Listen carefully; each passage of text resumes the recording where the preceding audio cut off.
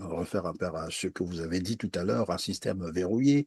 Il a tissé des réseaux partout et malgré tout ce qui peut se passer au Congo, jamais vous n'entendrez la communauté internationale. Il y a une preuve, une opération sous fausse bannière de lutte contre le banditisme où on est en train voilà, d'abattre les jeunes en public. D'ailleurs, les corps profanés, j'aime à le rappeler parce que ce sont là des crimes contre l'humanité.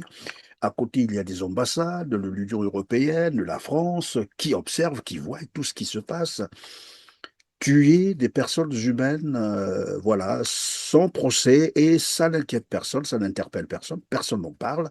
D'ailleurs, même lorsque ça passe dans les médias, voilà, occidentaux, c'est généralement des petits flashs, et puis bon, là, c'est vite passé. Et ça, c'est aussi un problème. Alors, lorsqu'on est en face d'un tel système, qui évidemment a tissé des liens un peu partout, comme vous l'avez dit, et qui ne s'inquiète finalement de rien, est-il vraiment nécessaire pour que les Congolais aillent s'exprimer à cette élection ou ça ne servait à rien finalement? Alors, Monsieur Perrin, il y a deux réponses à donner à votre interrogation. La première réponse, c'est de dire, ben, on n'y va pas parce que le système est verrouillé, il est bloqué. Ça, c'est la première réponse. C'est la réponse que l'on peut attendre effectivement des partis d'opposition qui vont demander à leurs militants de ne pas y aller, de ne pas aller, en fait, être témoin d'une mascarade annoncée et d'une victoire annoncée. C'est la première position. Et puis il y a la deuxième position, celle qui est tenue par ce que j'appellerais les responsables des partis politiques accompagnateurs du président. Alors, vous avez des jeunes gens comme je peux le citer, Mafoula, Destin Gavé et d'autres candidats qui y vont en disant la politique de la chaise vide n'est pas une bonne chose. Nous avons, quand je dis nous, c'est pas moi, M. Perrin, hein, nous, eux, ils ont vocation à se dire l'alternance politique se fera un jour. Donc, il faudrait que nous prenions acte, que nous prenions langue avec ce pouvoir, je le dis, pour pouvoir compter un jour. Le problème, c'est que quand ils y vont, alors, il ne faut pas s'y trouver des excuses, mais expliquer. Quand ils y vont, ils pensent qu'ils vont avoir les mains libres pour construire une opposition réelle. Sauf que le président Sassou, en tant qu'entomage contrôlant le système, va les mettre au pied du mur.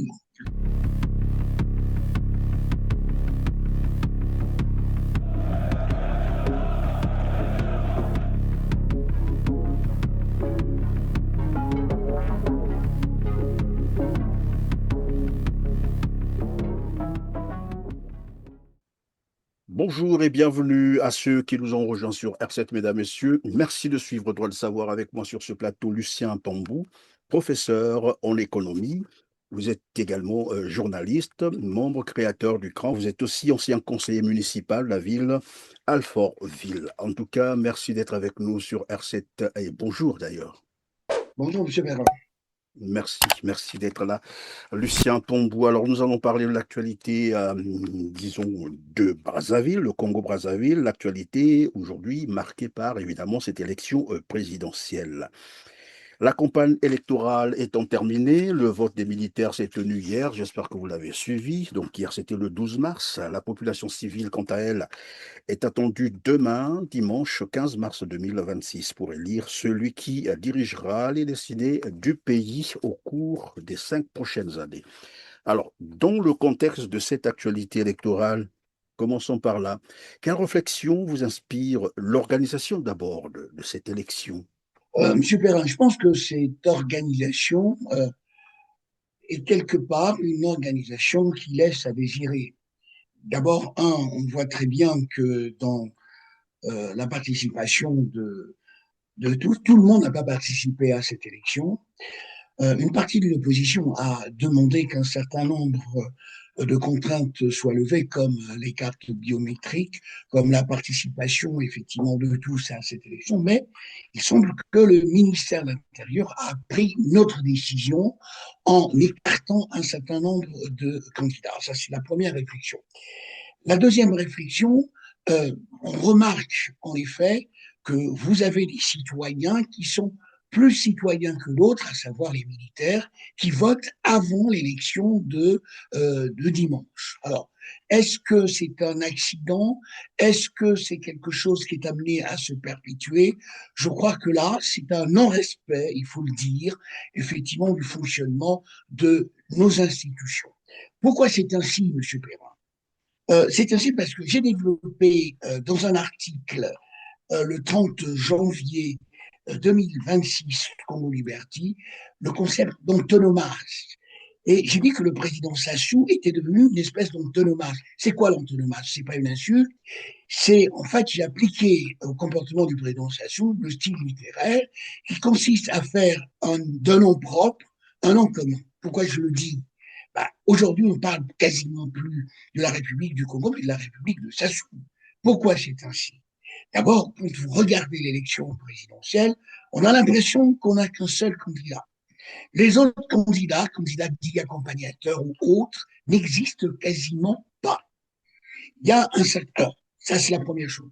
Deuxième chose, on a décidé, en effet, sur quels critères, on se demande bien, que l'élection présidentielle serait résumée à quelques jours du 28 au 14 mars. Bon, sur quels critères? La CENI, effectivement, ne joue pas le rôle qu'elle devrait effectivement jouer, et on a l'impression qu'il y a une démarche complètement partisane. Alors, à partir de là, qu'est-ce qu'on remarque? On remarque, et à juste titre, que l'opposition demande en effet à certains de ses militants de rester à la maison et de s'abstenir. Bon, très bien. Mais la question, M. Perrin, qui est la suivante, euh, on peut s'abstenir pour enlever la légitimité à cette élection de M. Sassou, mais en revanche, la légalité, elle reste. Alors, restons sur la problématique de la légitimité. Une fois cette légitimité enlevée, une fois il y a une abstention, alors, il faut espérer que si le taux d'abstention est relativement important, que ceci soit réellement dit. Bien, que se passe-t-il après? C'est ça la question fondamentale. Les gens peuvent rester à la maison, très bien, d'accord, ne pas aller voter, très bien, mais la question, c'est comment s'organise l'après-Sassou. Alors, une chose est sûre, c'est que le pouvoir en place va sûrement utiliser l'abstention comme, je dirais, un espace de justification du mauvais comportement citoyen de l'opposition. Bon, donc voilà le problème tel qu'il est posé, et je pense que après l'élection, les choses vont devenir un peu plus compliquées. Alors pour qui? Pour les oppositions ou bien pour le pouvoir?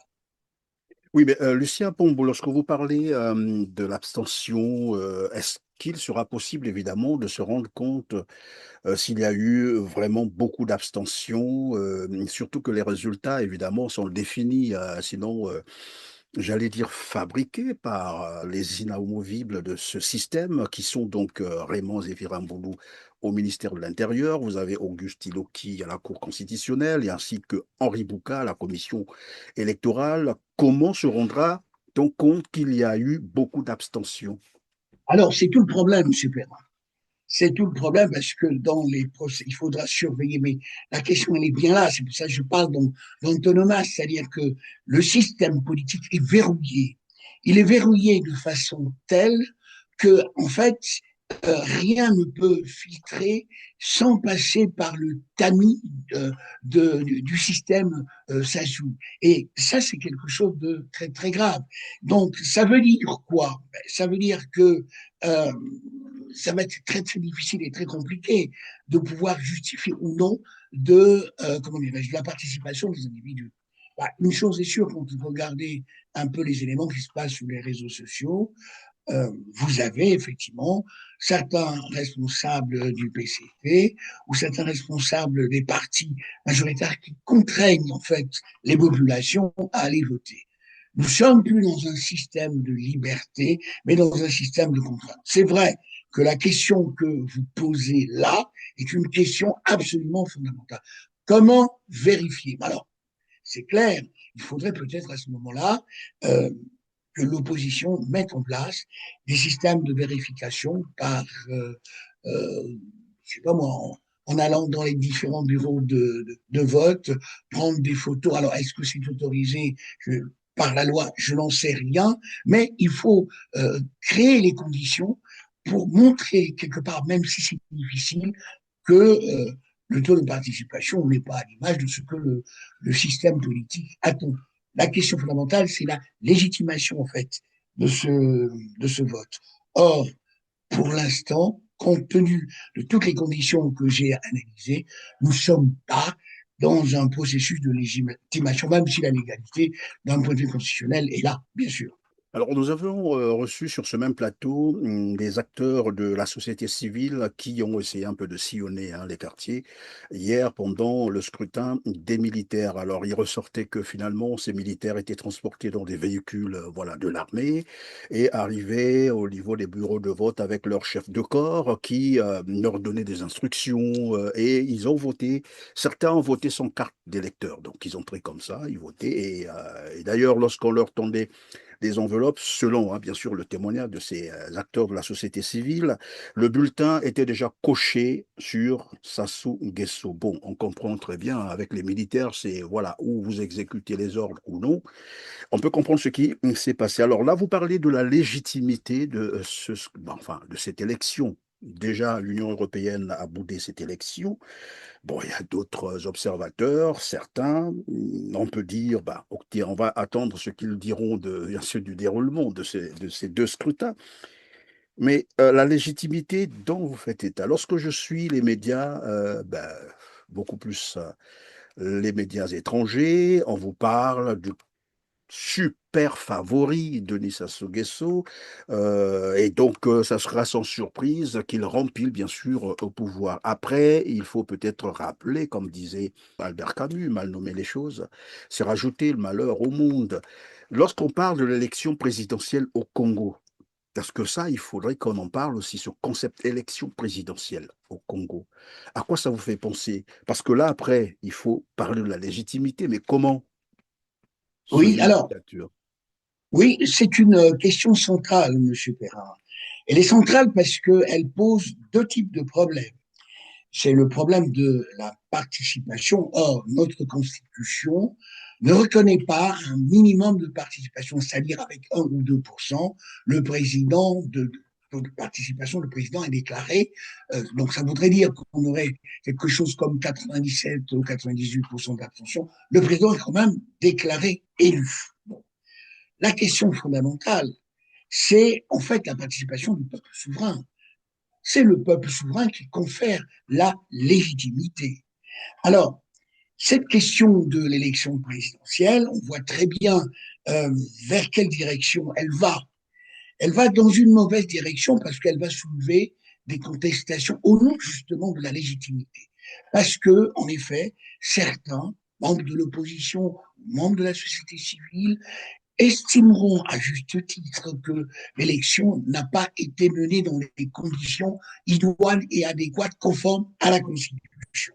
À partir de cet instant-là, j'ai bien peur qu'il y ait une réflexion sur la façon de faire après. Alors, vous avez un certain nombre de gens qui disent laissons l'élection se faire et nous allons après aller vers un dialogue national. Bon, la question d'abord, à partir du moment où il y a une légalité, même si la légitimité n'est pas là, euh, faut-il encore que le système politique accepte justement la constitution de ce dialogue?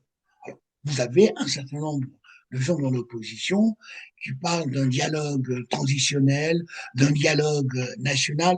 Vous voyez très bien, on est en pleine confusion. Alors, cette confusion vient d'où, M. Perrin? Elle vient du fait que les oppositions ne parlent pas d'une même voix. Il ne s'agit pas de créer un parti unique des oppositions, mais il faudrait s'entendre sur les grandes lignes. Or, vous avez des tas de gens, par exemple, un certain nombre de gens de la société civile comme M. Noël, Jean-Noël Mabiala, bon, qui a organisé avec Maître Zamba une conférence au Palais du Luxembourg, qui disent voilà, pour qu'il y ait un dialogue, il faut, et pour que l'élection se tienne, un certain nombre de conditions doivent être remplies, comme la libération de M. Mokoko, comme la libération de M.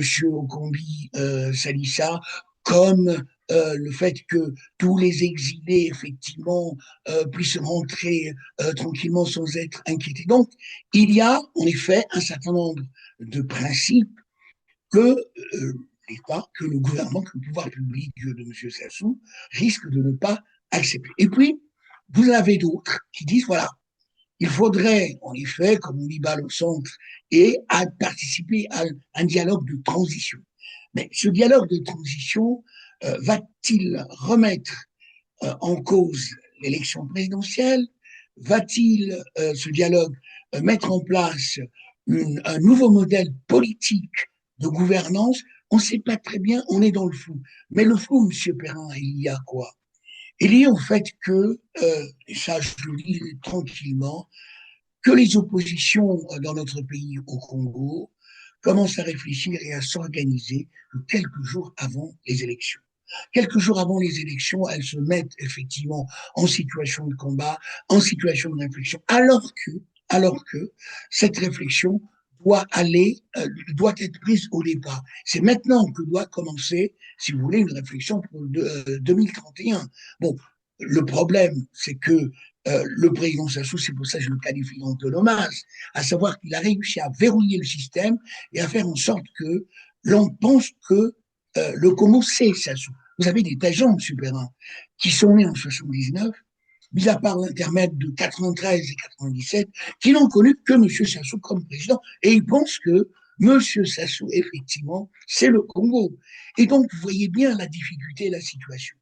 Alors, on peut tout dire, on peut tout critiquer, mais euh, une partie, je dis bien une partie des torts, revient effectivement à l'opposition. Mais alors, vous pouvez me retourner la balle, monsieur Le Perrin, en disant que faire dans un système verrouillé comme celui-là, que faire dans un système euh, autoritaire. Moi, je parle d'une démocratie autoritaire. Alors, je m'explique. Le Congo est une démocratie autoritaire, c'est-à-dire que elle s'habille des habits de démocratie en organisant des élections, en autorisant certains partis politiques, etc., en votant une loi électorale, mais dans le management, dans la gestion en fait, des institutions, tout est quasiment autoritaire et verrouillé. Et ça, c'est une difficulté pour les partis d'opposition. Tant qu'elles ne réfléchiront pas, ces partis d'opposition, sur la façon de déverrouiller le système, eh ben, on risque malheureusement de rester dans ce même système. Sauf que, alors, c'est une hypothèse, Monsieur Perrin. Le président de la République a un agenda. Bon, cet agenda, c'est le sien, mais c'est aussi les gens qui l'entourent. Ces gens qui l'entourent, pour le président Sassou, c'est une assurance vie. Ils n'ont pas envie que le système leur échappe. D'abord, parce qu'ils y trouvent des intérêts financiers, des intérêts politiques pour eux, leur famille, bien entendu, faire en sorte que le Congo devienne une espèce de territoire, de zone aménagée pour certains, alors que d'autres, on parlera de la jeunesse, vous verrez très bien à quoi je fais allusion, alors que d'autres sont laissés effectivement sur le bas-côté. Et puis, si on regarde bien le système, comment il va fonctionner, regardez le Cameroun, regardez un certain nombre de pays, tous ces pays qui ont été élus un peu difficilement ou facilement selon le cas où on se trouve, ben, procèdent à quoi? À des réformes constitutionnelles. Et j'ai bien peur, enfin bien peur, non, c'est bien peur, mais le sachant que je suis qui regarde la vie politique de mon pays depuis de nombreuses années, je parie qu'une réforme constitutionnelle va se faire avec la création d'un poste de vice-présidence. Et ce poste de vice-présidence, je prends acte ici, je peux me tromper, M. Perrin, je prends acte ici, c'est pour la perpétuation, effectivement, du système politique. Évidemment, le système politique, puisque vous en parlez déjà, tout le monde sait que c'est une dictature, ce n'est plus à démontrer, il suffit de lire donc les rapports internationaux, et je voudrais évidemment qu'on s'apaisantisse un peu à ce niveau-là. Dans une dictature, organiser une élection présidentielle démocratique ou transparente, tout le monde sait que ce n'est pas possible. La communauté internationale aussi le sait. Je disais à quelqu'un ici, dès lors que quelqu'un a passé plus de 5 mandats à la tête d'un pays, ça me rappelle évidemment le livre sur le spin dictator, c'est-à-dire une dictature qui s'habille en fait avec des apparences de démocratie, avec des institutions, mais qui en réalité ne fonctionnent pas. Et c'est le cas, bien sûr, du Congo. Mais là, pourtant, tout le monde est en train d'observer, et sait, parce que ce n'est qu'un secret de Polichinelle, tout le monde sait que c'est une dictature. Et d'ailleurs, la méthode de reprise du pouvoir, tout le monde le sait. Qu'est-ce qui peut donc expliquer ce silence, j'allais dire complice de la communauté internationale, surtout des partenaires du Congo? Alors, Monsieur Perrin, il y a deux formes de silence. Il y a d'abord ce que j'appellerais un silence intérieur. Monsieur Julien Benga, en 1927, a écrit un ouvrage sur la trahison des clercs. La trahison des clercs, pour lui, les clercs, c'était les intellectuels. Les intellectuels congolais sont aujourd'hui devenus très peu courageux et surtout beaucoup lâches. Pourquoi? Parce que, en effet, ces intellectuels congolais euh, ont, se sont débarrassés des notions centrales qui dictent tout intellectuel. Moi, je parlais plutôt de façon que sont la notion de justice, la notion d'égalité, la notion de courage et la notion de raison. Ces intellectuels travaillent d'abord pour eux-mêmes et pour sauver leur peau. Si vous regardez en effet notre histoire politique, c'est une histoire qui a été marquée par des convulsions politiques, par des révolutions, par des dénonciations, et les syndicats en tant que mouvement corporatif ont joué un rôle important que ne jouaient pas les intellectuels. Bien, les intellectuels aujourd'hui travaillent d'abord pour eux-mêmes. Alors, déplaçons le curseur, allons au niveau international. Il faut savoir que le président Sassou est aux affaires depuis plus de 4 décennies. Il a réussi, en tant qu'entomase, voilà, je suis désolé, hein, d'avoir tissé, en effet, des réseaux partout dans le monde. Vous vous êtes jamais posé la question pourquoi, malgré les problèmes au Congo, eh ben, ces problèmes-là ne sont jamais mis sur la place publique dans les capitales occidentales, surtout en France pour des raisons qui sont des raisons à la fois politiques, des raisons d'entre-soi, mais surtout aussi des raisons économiques, M. Perrin. Vous avez la plupart pardon, des pays occidentaux qui ont des intérêts économiques, ne serait-ce que si je prends l'Italie avec Eni, si je prends Total Energy avec le pétrole, vous avez l'exploitation du bois, l'exploitation des minerais. Il y a donc une espèce de découpe du champ conceptuelle, pas simplement mais géographique et territoriale, qui fait que, eh ben, le président Sassou, j'allais dire, peut vivre tranquillement sans être inquiété par la communauté internationale. D'autant plus que le président Sassou, si vous regardez très bien une partie de sa politique économique, est très souple et très large avec comment dirais-je, avec les compétences étrangères. Dans ce développement, évidemment, je réfère un peu à ce que vous avez dit tout à l'heure, un système verrouillé. Il a tissé des réseaux partout et malgré tout ce qui peut se passer au Congo, jamais vous n'entendrez la communauté internationale. Il y a une preuve, une opération sous fausse bannière de lutte contre le banditisme où on est en train, voilà, d'abattre les jeunes en public. D'ailleurs, les corps profanés, j'aime à le rappeler parce que ce sont là des crimes contre l'humanité. À côté, il y a des ambassades de l'Union européenne, de la France, qui observent, qui voient tout ce qui se passe. Tuer des personnes humaines, voilà, sans procès, et ça n'inquiète personne, ça n'interpelle personne, personne n'en parle. D'ailleurs, même lorsque ça passe dans les médias, voilà, occidentaux, c'est généralement des petits flashs, et puis bon, là, c'est vite passé. Et ça, c'est aussi un problème. Alors, lorsqu'on est en face d'un tel système, qui évidemment a tissé des liens un peu partout, comme vous l'avez dit, des accords, pourquoi pas, et qui ne s'inquiète finalement de rien, est-il vraiment nécessaire pour que les Congolais aillent s'exprimer à cette élection ou ça ne servait à rien finalement? Alors, M. Perragna, deux réponses à donner à votre interrogation. La première réponse est de dire ben, on n'y va pas parce que le système est verrouillé, il est bloqué. Ça, c'est la première réponse. C'est la réponse que l'on peut attendre effectivement des partis d'opposition qui vont demander à leurs militants de ne pas y aller, de ne pas aller, en fait, être témoin d'une mascarade annoncée et d'une victoire annoncée. C'est la première position. Et puis, il y a la deuxième position celle qui est tenue par ce que j'appellerais les responsables des partis politiques accompagnateurs du président. Alors, vous avez des jeunes gens comme, je peux le citer, Mafoula, Destin Gavé et d'autres candidats qui y vont en disant la politique de la chaise vide n'est pas une bonne chose.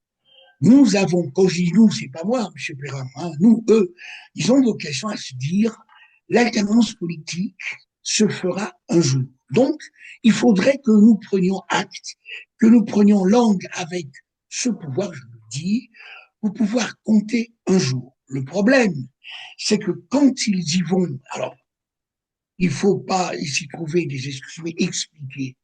Quand ils y vont, ils pensent qu'ils vont avoir les mains libres pour construire une opposition réelle. Sauf que le président Sassou, en tant qu'entomage contrôlant le système, va les mettre au pied du mur. Quel est le pied du mur?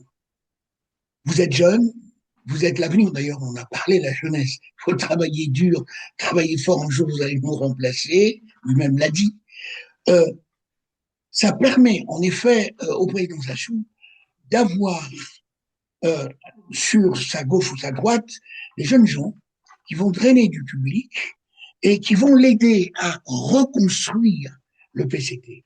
Car l'enjeu, Monsieur Perrin, c'est pas tant l'élection présidentielle, c'est la recomposition, le repositionnement au sein du PCT. Alors, très rapidement, dans l'analyse, le modeste analyse politique que je suis, le président de la République a perdu. L'a perdu à faire élire effectivement son fils au secrétaire général du Parti congolais du travail. Bien. À partir de cet instant, vous voyez très bien que un de ses amis anciens, M. Moussa, a été réélu. Qu'a fait le président? Il n'a rien dit, mais il attend son heure. Son heure, c'est après l'élection présidentielle. Je vous ai parlé d'une vice-présidence. Il va constituer, je pense, une nouvelle majorité pour amener ces jeunes accompagnateurs, d'accord, à faire barrage au Parti congolais du travail et à permettre à son vice-président. Alors, certains parlent de son fils. Là, je ne sais pas, les choses sont encore trop neuves.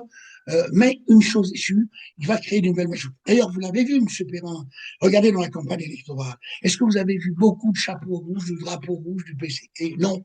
On a vu du bleu, ok, de M. Okombi salissant. On a vu du jaune, le mouvement des jeunes présidentiels. Le Parti congolais du travail, comme armature, comme structure, est resté un peu en arrière.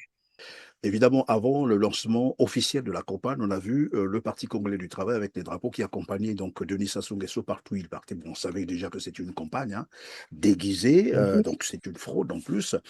Et dès lors qu'on a lancé la campagne officiellement, à ce moment-là, il a changé, évidemment, voilà, de casquette. On l'a vu, c'est la vague bleue. On parle de la vague bleue avec, voilà, Bien un sûr. logo, l'éléphant, et le PCT a disparu. Est-ce pour dire qu'il a déjà lâché le PCT, comme vous êtes en train de dire, c'est-à-dire en train de constituer le nouveau système dont vous parlez tout à l'heure avec une vice-présidence? Ben, certainement que ceux qui se sont présentés ou qui se présentent candidats aujourd'hui seront replacés pour Bien sûr. animer ce nouveau système, c'est cela? Alors, bien sûr, M. Perrin. Alors, je ne sais pas s'il a déjà lâché, parce que vous savez que c'est un tacticien, le président Sassou, Bon, quand mais on les faits observe. parlent, hein, les faits parlent, on voit bien ce qui Oui, se passe. Hein. oui, on voit bien ce qui se passe, mais il est en train, progressivement, je pense, de mettre à l'écart le PCT et de créer, en fait, pour sa nouvelle gouvernance, une nouvelle majorité. Et je suis même sûr, enfin, même sûr, non, on n'est jamais sûr, mais on peut penser que le président de la République peut prendre une décision au cours de son mandat en disant, ben, écoutez, moi, je suis assez fatigué, je m'en vais, c'est le vice-président, effectivement, qui me remplace, mais sans directement passer à l'élection, c'est-à-dire que la Constitution, à ce moment-là, soit aura été révisée, soit aura été changée complètement, donner les coups des franches au vice-président, qui irait jusqu'en 2031, qui nous permettrait éventuellement, à ce moment-là, de se représenter sans élection. Donc, vous voyez très bien, il y a, alors ça peut être, il y a tous les scénarios qui sont possibles dans l'air, Monsieur Perrin. Le PCT, pour l'instant, n'est pas sur le banc de touche, mais il faut savoir qu'au sein du PCT, il y a une jeunesse forte autour du fils de l'ancien, oui, j'allais dire l'ancien président, plutôt le fils du président de la République. Et je pense que le président Sassou va capitaliser autour de cette nouvelle jeunesse. Alors, je peux me tromper, mais je pense que ces accompagnateurs-là auront quelques élus en 2027 à l'Assemblée nationale, lors des élections législatives, Alors, pour faire puisqu'on la parle boucle déjà, européenne, évidemment, de la relève, évidemment, de ce pouvoir, comme il a dit lui-même, il ne bien va sûr. pas rester éternellement au pouvoir. Et ce message aussi, il faut probablement le décrypter. Qu'est-ce que ça peut vouloir dire lorsqu'on sait, bon, dans l'apparence, on parle de la République, mais une république, un président de la République ne peut pas dire je ne vais pas rester éternellement lorsqu'il sait qu'il y a une alternance qui devrait intervenir avec les élections. Bon, alors, c'est le volet, donc, formation.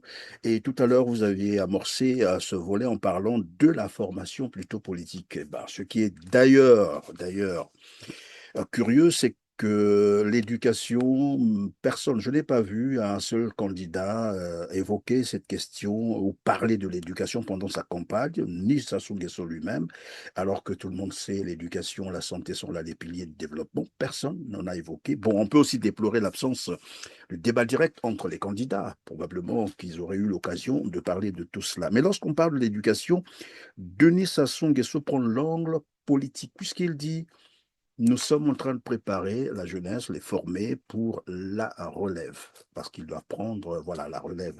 Mais comment comprendre qu'en 2026, donc après plus de 40 ans de règne sans partage, qu'ils continuent à parler de la formation des jeunes qui devraient prendre la relève? Monsieur Perrin, en économétrie, en économie mathématique, il y a ce qu'on appelle des variables muettes. Les Anglais appellent ça demi-variable, c'est-à-dire que des variables qui n'agissent pas directement sur la formation des processus. Et l'éducation est cette variable muette, c'est-à-dire qu'elle n'existe pas. On en parle en tant que symbole, mais n'existe pas. Alors, si vous me permettez très rapidement, si vous Je vous en prenez prie. de ce qu'on appelle les deux Sassou, les deux périodes de Sassou, 79 jusqu'en 92. Nous sommes, bien tout avant la conférence nationale, dans un modèle politique, effectivement, dominé par le marxisme, léninisme. Dans ce modèle politique, la jeunesse joue, selon les turiféraires de ce marxisme-léninisme, dont M. Sassou, un rôle d'avant-garde. Des rôles d'avant-garde, donc la jeunesse est considérée dans sa dimension politique pour asseoir le marxisme-léninisme ou contribuer à la création de l'État socialiste.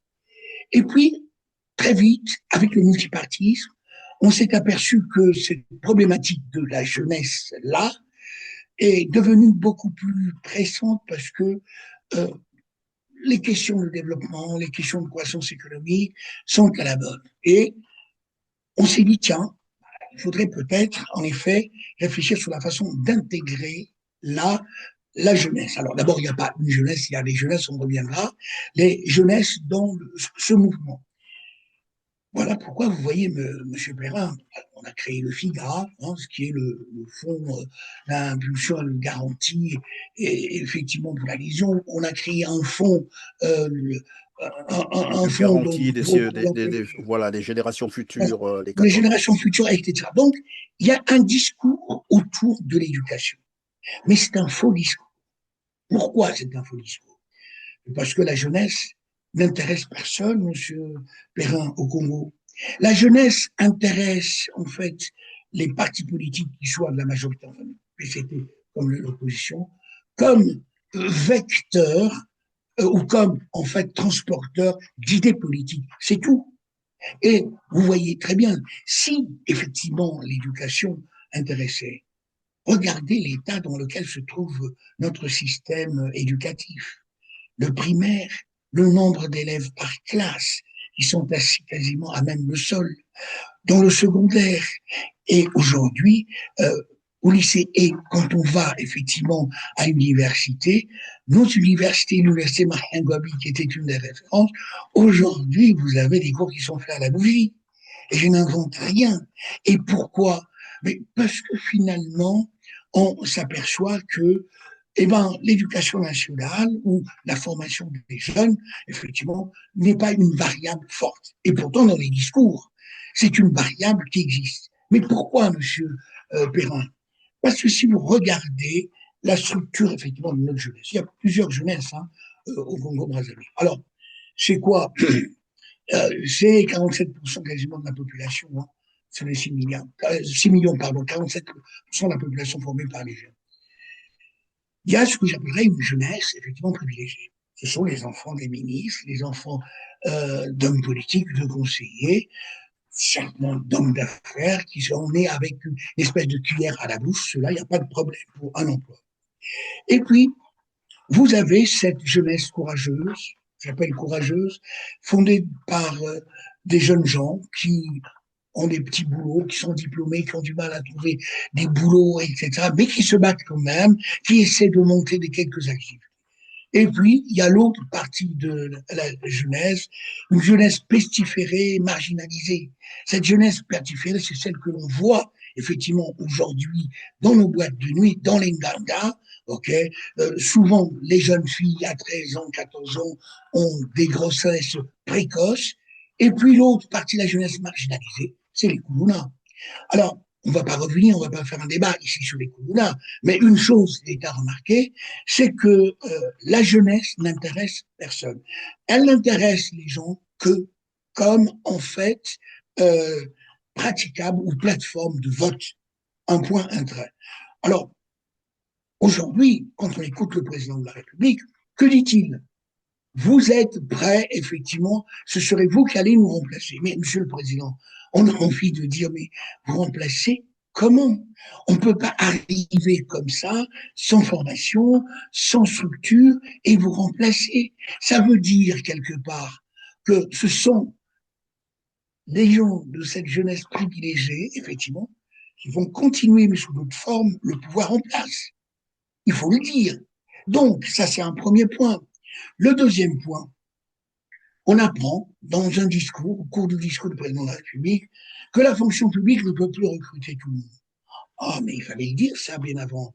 On apprend au détour. Et donc là, l'État ne peut pas tout faire. Mais ce n'est pas un discours. L'État, Pardon, oui, peut Lucien faire. Pambou, pendant que vous évoquiez la question, on va proposer un extrait hein, de ce discours de Denis Sassou Nguesso qui affirme qu'il n'y a plus assez de postes à la fonction publique et Oui. donc les jeunes doivent voilà, se prendre en charge et l'État va les accompagner. Et on revient sur le plateau.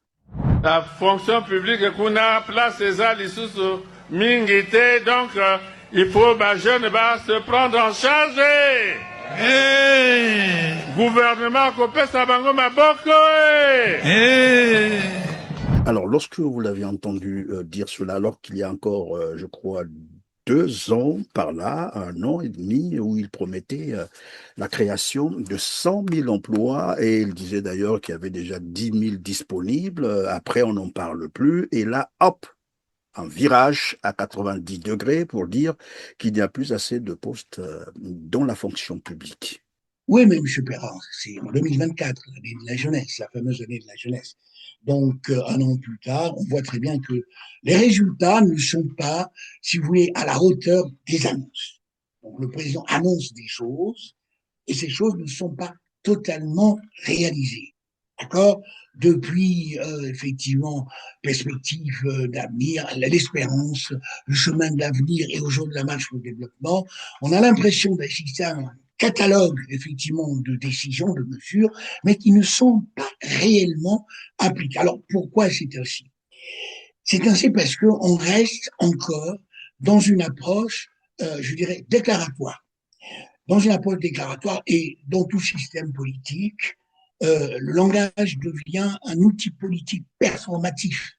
C'est-à-dire que par l'intermédiaire du langage, on fait croire aux gens qu'on s'occupe de leurs problèmes, alors que dans la réalité, c'est faux. Bien. Deuxièmement, bien sûr, il y a le filial qui a été créé. Ce serait intéressant de regarder quels sont en fait les Congolais, les jeunes Congolais qui ont accès à ces dispositifs mis en place par l'État. Bien, donc je disais tout à l'heure, on dit qu'il n'y a plus de recrutement dans la fonction publique. Pas pour tout le monde. Pas pour tout le monde. Il y a des inégalités là, régionales, spatiales, territoriales, qui font qu'il y a certains jeunes, bien entendu, qui sont recrutés par rapport à d'autres, qui auraient les compétences, mais qui ne le sont pas. Donc, il y a des inégalités de fait, mais le problème, c'est que nous sommes en politique, et en politique, tout ne se dit peut-être pas. Et donc, la situation aujourd'hui, il ne faut pas non plus jeter le bébé avec l'eau du bain. Le gouvernement fait des choses, crée, je dirais, des institutions, des dispositifs. J'ai parlé du FONEA, il y a le FIGA, il y a les stages pour emploi, il y a le Massala, etc. Il y a les dispositifs pour s'occuper de la santé, etc. Bon. Mais tous ces éléments-là ne sont pas visibles pour les jeunes, qui restent encore, en fait, au bord de la route. Surtout les jeunes défavorisés qui ne vivent que de la main tendue. Regardez ce qui se passe au cours de cette élection présidentielle. On distribue des billets de 1000 francs CFA, on distribue des billets de 5000 francs CFA.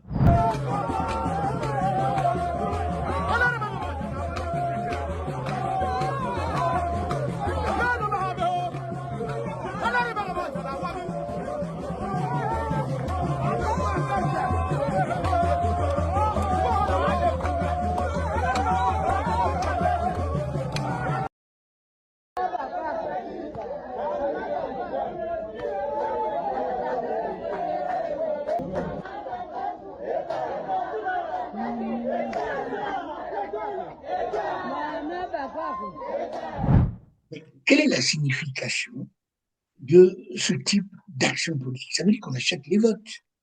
Ça veut dire que votez pour moi qui vous donne de l'argent et ne votez pas pour ceux qui ne vous en donnent pas. Alors, on nous parle des valeurs. Commençons par là. Commençons par montrer l'exemple. Or, on remarque que nos dirigeants politiques sont, si vous voulez, à des hauteurs de vue et ils n'arrivent pas à atterrir, ils n'arrivent pas à avoir les pieds sur terre. Comment voulez-vous montrer l'exemple à des jeunes?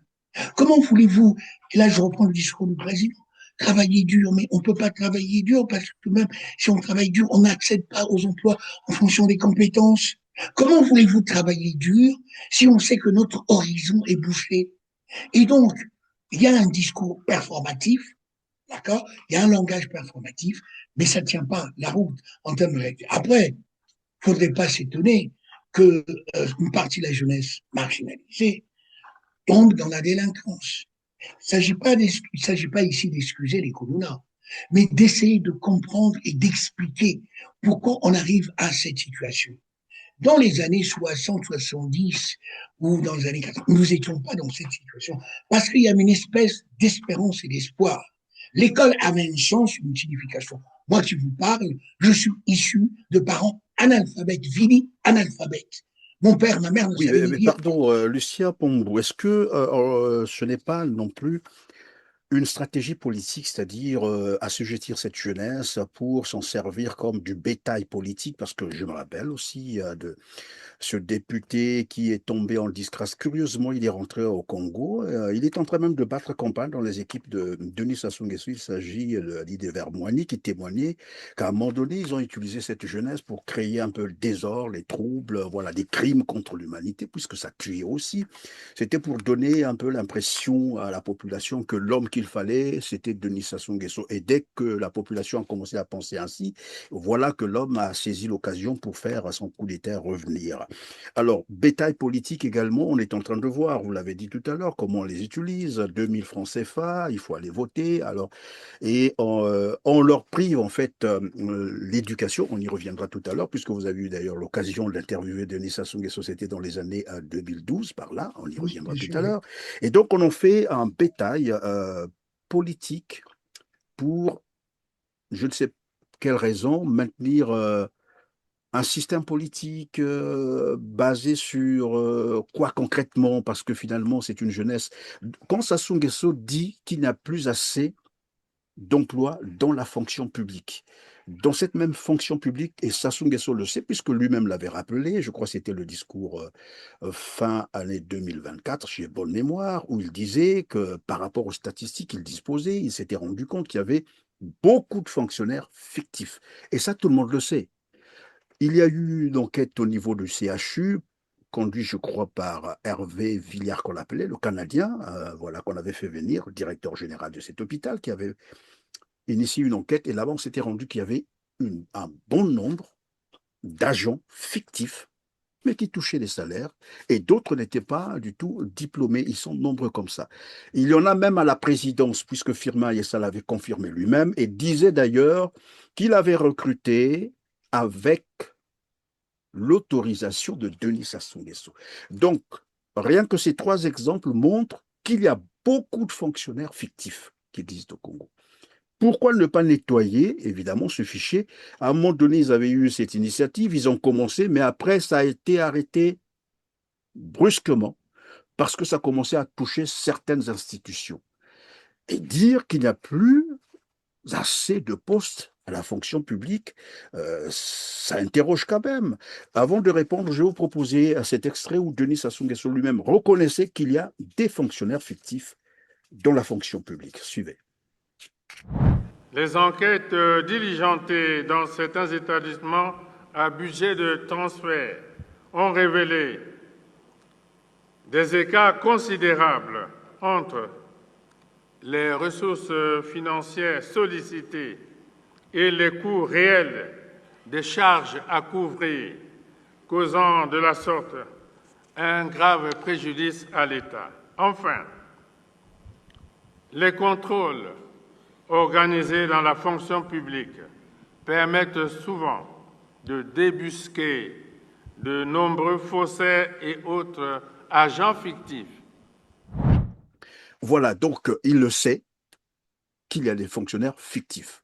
À un moment donné, il avait initié, je ne sais pas si c'est lui ou le gouvernement, mais bref, on avait initié au moins ce contrôle pour nettoyer le fichier voilà, de la fonction publique. Et bien curieusement, on n'a pas compris, après on a arrêté. Mais il y a un autre aspect de choses, c'est qu'ils ont augmenté l'âge de la retraite jusqu'à, je crois, 70 ans pour les cadres. Et 60. Nous savons que l'espérance de vie au Congo, voilà, lorsqu'on est à 70 ans, ce que ça représente avec cette misère. Est-ce que ce n'est pas finalement juste une stratégie comme ça de ne pas vouloir donner de l'emploi aux jeunes, les priver, et pour les utiliser, comme on a dit tout à l'heure, comme un bétail, voilà, un bétail politique, simplement. Alors, M. Perrin, nous sommes dans un système de reproduction politique. Ce système de reproduction politique fonctionne sur des mécanismes précis, c'est-à-dire les positions, les places et les situations au sein du système.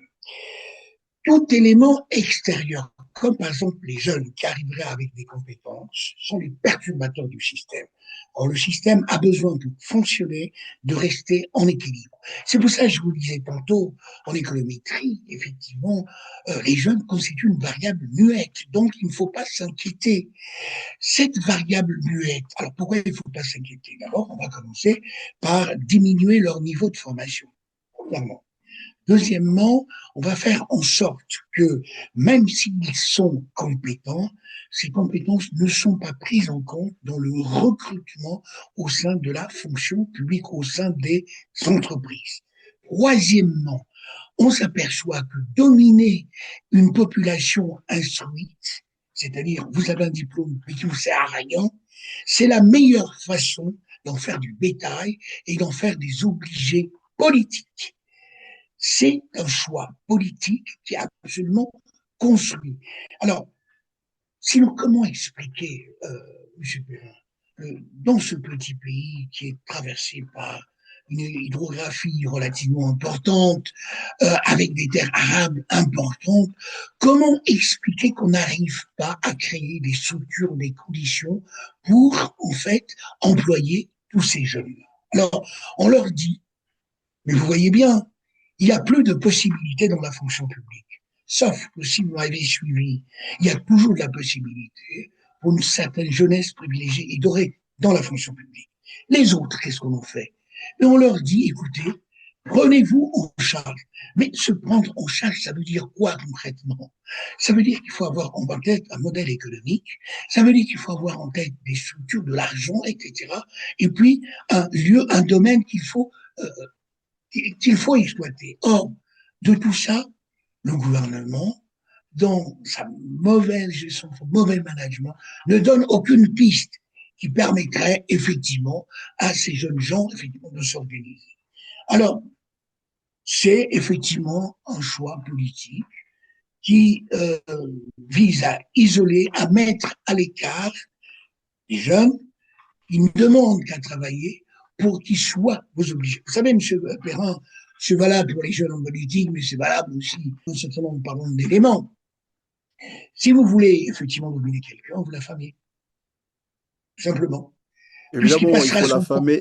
Vous allez continuer tout à l'heure, puisque vous parliez des ressources que dispose le Congo. On pouvait créer de Oui, l'emploi pour tout le monde, d'ailleurs. Je vais vous bien sûr. proposer donc de suivre cet extrait toujours de Denis Sassou Nguesso, qui est numéré, en fait, il listait un peu les ressources que dispose le Congo. Et à la fin, il se pose la question, comment avec tout cela, on ne peut pas développer ce pays? On va le suivre et voilà, on revient sur le plateau. Au Congo, il y a d'énormes possibilités. Nous avons des réserves importantes de minerais de fer, de potasse, de phosphate, de cuivre, de zinc. Bon, je ne dis pas importante, mais il y a de l'or, peut-être aussi du diamant, et le gaz pour la pollution de l'urée. Et nous pourrions produire des engrais complets avec... Voilà, Lucien Pombou, est-ce que bon, quelqu'un me disait, mais attendez, est-ce qu'on est en train d'écouter le discours de Denis Sassou Nguesso opposant, ou bien est-il conscient de ce qu'il est en train de dire? C'est son subconscient qui parle désormais. Vous, comment vous analysez ça? Il est bien conscient que le Congo dispose de toutes ses ressources, et il est resté au pouvoir. Ça fait pratiquement voilà, plus de 40 ans. Et il se demande comment est-ce possible qu'un pays comme le Congo, qui n'a que 6 millions d'habitants, ne peut pas s'en sortir avec ses... Monsieur Perrin, la gestion patrimoniale d'un pays, c'est-à-dire tourner autour d'un clan ou des clans, à un moment donné, va s'échouer contre les récifs de la réalité. C'est comme en effet un bateau qui vole comme ça, sans boussole, tout feu éteint, et se cogne contre les récifs de la réalité. Le problème, c'est le suivant. On peut en effet voir une espèce de contradiction dans les formes et dans le fond. Il a été 40 ans, plus de 4 décennies aux affaires. Il s'aperçoit maintenant seulement que le Congo a des ressources importantes et qu'il n'y arrive pas. Et on peut se demander, mais M. Bruno, c'est vous qui étiez effectivement le moteur à la barre, effectivement, de ce petit navire qu'on appelle le navire Congo. Que s'est-il passé? Je pense que il y a une sorte de contrainte personnelle, voyant que il va bientôt quitter les affaires, quand il quitter les affaires, personne n'est éternel. Il se dit, bon, il faudrait peut-être que je dise aux gens, en effet, que j'ai pas très bien et pas toujours bien travaillé. Alors, c'est inconscient, hein, c'est l'inconscient qui parle.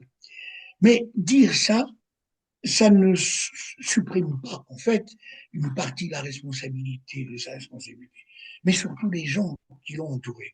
Parce que même si le président est sincère dans ce qu'il dit, la question centrale, c'est que les gens qui l'entouraient travaillent d'abord et travaillaient d'abord pour eux-mêmes, plutôt que travailler pour le groupe. Il est là notre problème, Monsieur Perrin. C'est pas les ressources qui nous manquent, ce sont pas les compétences qui nous manquent, c'est la manière de choisir les compétences, c'est la manière d'organiser le territoire et c'est la manière de mettre les gens aux places où il faut. Or, il se trouve en effet que des relents quasiment tribaux euh, interviennent dans la façon de fonctionner. Ce pays qui, dans les années 58-60, s'est opposé pour des raisons politiques et tribales, qui a connu effectivement euh, une espèce de tranquillité à ce niveau-là, donne l'impression aujourd'hui, surtout à partir des différentes guerres de 97, que chaque Congolais vit un peu dans sa zone de confiance. J'entends par vivre dans sa zone de confiance, c'est-à-dire que euh, j'appartiens à un clan, je favorise d'abord les miens, alors qu'il faut favoriser le Congo. C'est un discours qui est difficilement entendable, mais plein de gens ne le tiennent pas. Je le tiens non pas pour susciter un tribalisme qui n'a pas lieu d'être. Ok, moi dans ma famille, il y a des femmes Bouchi, il y a des femmes Larry. Quand je dis dans ma famille, mes cousins, mes cousines, etc. Cette question n'est pas centrale. Mais le problème, c'est que comment voulez-vous que certaines personnes, effectivement, qui n'appartiennent pas à des clans déterminés, quand ces personnes ont des compétences, ne trouvent pas d'emploi? Qu'est-ce que vous voulez que ces personnes disent, monsieur? J'ai les Oui, mais qu'est-ce qu'ils compétences, mais je... disent, pardon, Lucien Pongou, évidemment, là, vous parlez un peu de la mauvaise gérance ou la mauvaise utilisation Exactement. des Bien sûr, bien ressources sûr, humaines. Les Congolais bien sont sûr, compétents, ça, on en sait quelque chose. Il y a des bien compétences sûr. au Congo, mais très mal utilisées. Mais est-ce qu'on Utiliser. n'est pas là dans un cas de figure, pardon, de ce conseiller qui disait, conseiller chinois, qui disait à son empereur, si vous voulez détruire un pays, inutile de lui faire la guerre, il suffit, voilà, Tout à fait. de tuer, comme qui dirait, l'éducation, généraliser la corruption. 10 ans après, vous vous retrouverez avec un pays totalement déstructuré, n'est-ce pas, que le Congo aujourd'hui est dans ce cas de figure. Parce que l'éducation, nous l'avons dit tout à l'heure, est un des piliers, bien sûr, du développement. Mais avant de continuer d'ailleurs, je vais proposer à nos téléspectateurs cette interview, l'extrait de la réponse, l'interview que vous avez réalisée avec Denis Sassou Nguesso sur l'éducation et la santé. On écoute ce qu'il disait.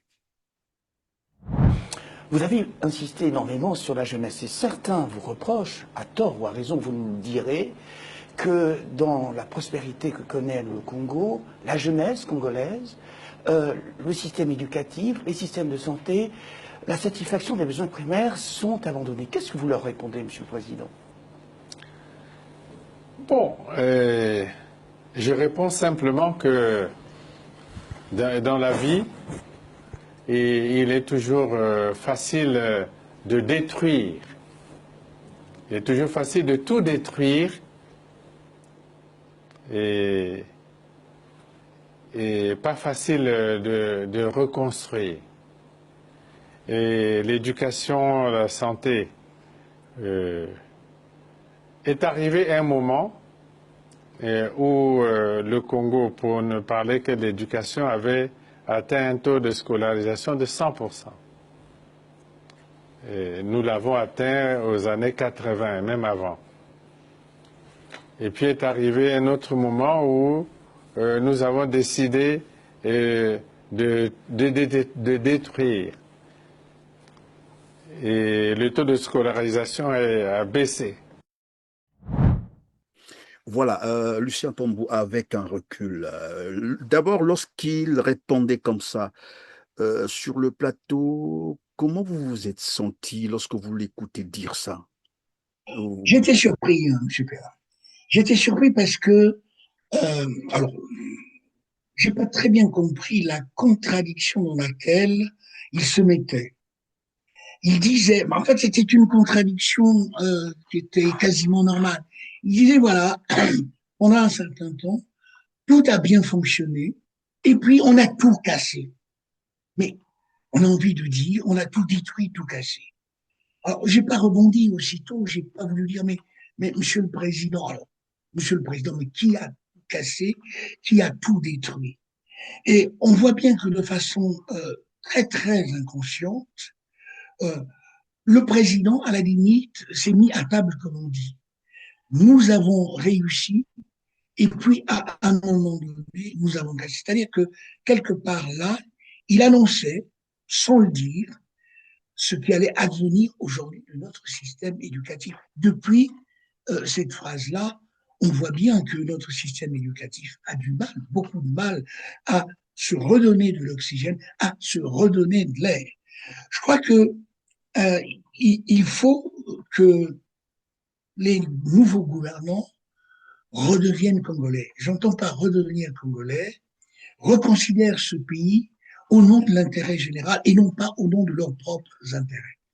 Alors, je sais très bien que l'intérêt général ne supprime pas l'intérêt particulier, mais quand même, il y a un problème qui fait que aujourd'hui, comme j'ai dit, l'éducation devient, la jeunesse devient une variable muette, en fait, discrète, et que on ne met pas les efforts nécessaires. Il ne suffit pas, M. Perrin, de construire des bâtiments, il ne suffit pas de mettre des tables, il ne suffit pas de mettre des tableaux, il ne suffit pas d'apporter des ordinateurs.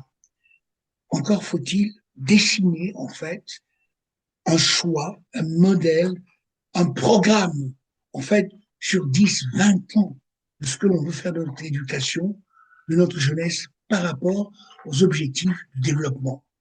Et ça, tant qu'on ne le fera pas, eh ben, ce sera toujours, en fait, des allers et retours vers des problématiques qui sont peut-être intéressantes, mais qui ne resteront que dans la logorée et dans le discours. Souvent, nous, Congolais, nous, Africains, peut-être culture française oblige, nous sommes beaucoup plus bavards que pragmatiques. Et le fait que nous soyons beaucoup plus bavards que pragmatiques, nous pensons qu'une fois qu'on a écrit un texte, par exemple, sur un sujet, ça y est, la réponse est donnée. Non, c'est beaucoup plus complexe que ça, monsieur Perrin. La formation, l'expertise, le travail. Alors, la question fondamentale, il faut changer les mentalités. Changer les mentalités, ça veut dire quoi? Ben, ça veut dire que créer des structures en fait techniques qui permettent de former et d'embaucher les jeunes qui sont souvent. Il y a trop, alors moi qui vous parle, je veux dire, je suis mal placé pour le dire, il y a trop de docteurs qui servent à rien, je peux dire, docteur de sciences sociales, docteur d'économie, j'en fais partie, donc je peux vous parler, allez, nous ne sommes que dans des champs très théoriques. Et les Africains que nous sommes, nous pensons que la connaissance des champs théoriques, alors que souvent l'économie dans laquelle nous réfléchissons se développe, avance, pensons que l'analyse théorique suffit. Mais non, ça serait, M. Perrin. Il y a plein de docteurs en Afrique, mais pourquoi on n'arrive pas à développer nos pays? Pourquoi apparaissons-nous comme incapables? Alors on nous dira ce sont les gouvernants, d'accord, qui empêchent, mais il y a aussi cette trahison des cas. Nous ne travaillons pas suffisamment pour organiser la pensée et pour imposer, je dirais, même si on est dans des systèmes verrouillés, la façon de faire. Alors ça, c'est très grave, M. Perrin, parce que euh, ne comptez pas sur les Occidentaux pour vous développer, hein, pour se développer. Les Occidentaux, ils viennent, ils ont compris que le monde change, que le monde se transforme. Il y a une lutte pour les matières premières. Ils viennent, ils prennent les matières premières et ils vont se développer, ils vont développer ailleurs. Alors, ils peuvent aussi vous développer, mais sachant qu'en vous développant, ils vont prendre la plus grosse partie et vous laisseront la petite. Et souvent, quand ils vous laissent la petite, ce sont les gouvernants, bien entendu, qui s'accaparent de cette petite et on retombe dans le problème qu'on a évoqué tout à l'heure, à savoir que la jeunesse n'a rien. Et on reste dans, comment dirais-je, dans le désespoir permanent. Et ce désespoir permanent qui fait que vous avez des tas de jeunes qui vont partir. Ils vont partir, ils vont quitter leur pays dès qu'ils ont une chance, parce qu'ils se disent, bon bah, peut-être qu'à l'étranger, ok, je ne serai pas à ma place, mais je trouverai peut-être là un endroit, un lieu où je peux effectivement exister ou faire exister ma famille. Et donc, et que j'aiderais mieux ma famille à l'étranger que là.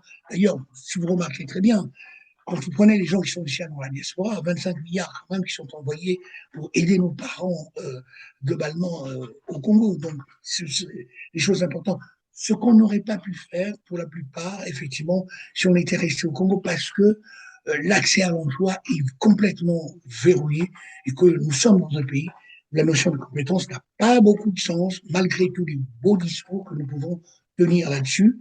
Et c'est dommage pour la jeunesse. Alors, nous sommes un peu de l'autre côté du fleuve, Monsieur Perrin, mais pour les jeunes, effectivement, il faut une espèce de planification réelle, pas la planification réelle, effectivement, avec les ressources, avec les compétences, avec les outils nécessaires.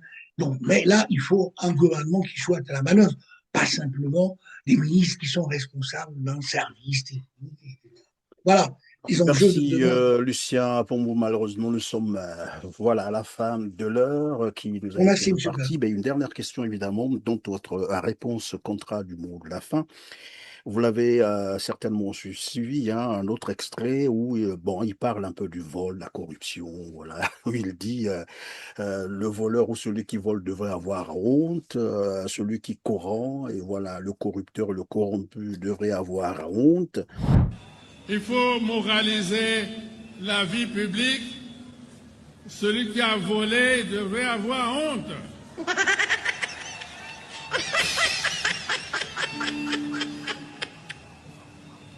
Donc, honte aux voleurs, honte aux corrupteurs et honte aux corrompus.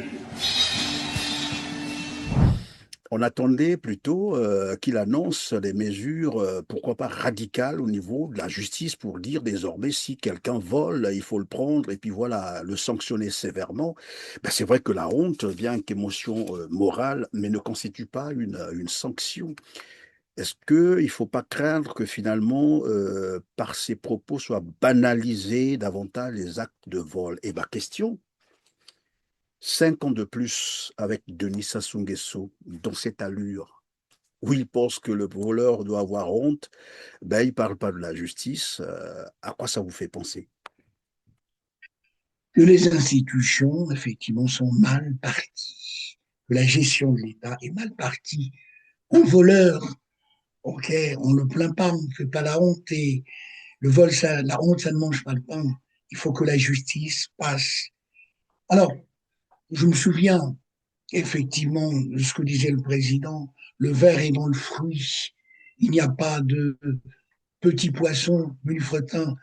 Il faut que la justice passe. Or, le problème, c'est que faire passer la justice, c'est en fait réfléchir sur une autre façon de gérer, de diriger l'État. Merci Lucien Tonbou d'avoir été avec nous. C'est vraiment un plaisir hein, de vous avoir reçu sur notre plateau. J'espère que ce n'est pas la fin, ce n'est pas la dernière fois et surtout. D'ailleurs, on en parlait, on va créer une plage comme ça, où on va permettre à nos chers compatriotes qui sont partout dans le monde, ben, naturellement, de s'exprimer. Encore merci d'avoir répondu à mes questions, mais surtout d'avoir Je vous disposé remercie. de ce temps. Je vous remercie, M. Perrin. C'est un plaisir vraiment important. Merci beaucoup. Et Je merci vous en pour ce que vous prie, faites. je rappelle donc à nos téléspectateurs, pour ceux qui nous ont pris vraiment en cours de l'émission, vous êtes professeur en économie, vous êtes aussi journaliste, hein, membre créateur du CRANF, et puis vous êtes ancien conseiller municipal, bien sûr, de la ville de Alfortville.